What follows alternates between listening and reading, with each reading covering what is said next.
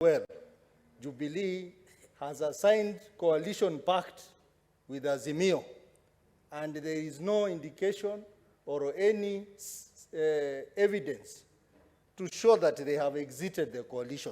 Is it in order?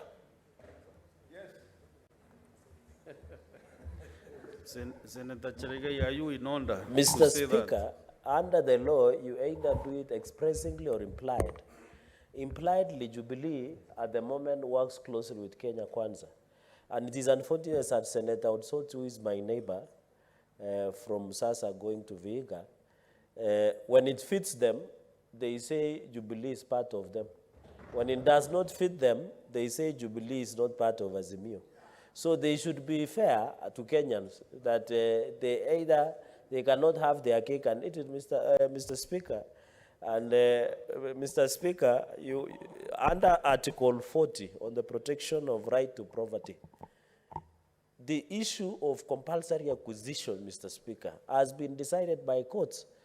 I remember the case of Cherargei's case in Eldoret, where government took over. Senator, you executed your point of order. Are you on another one? Mr. Speaker, you know, I've listened to his response to my point of order, and he has even created room for further point of order from me. Because, Mr. Speaker, this is a house of record, and we go with the evidence that is there. Jubilee, as it is now, regardless of what is happening outside there, is a member of Azimio coalition. And that's why the members of Azimio are seated on this other side. They have not gone on the other side. So it should go in record to this house that Azimio is still a member of Jubilee coalition.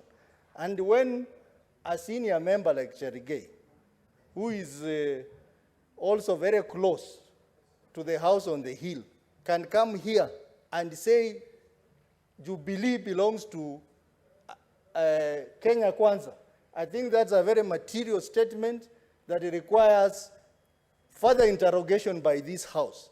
So is he in order to mislead this house that Jubilee is in Kenya Kwanza, when legally, even at the office of the Registrar of Political Party, we know that Jubilee, the legal one, led by former President Uhuru Kenyatta, still belongs to Azimio coalition. And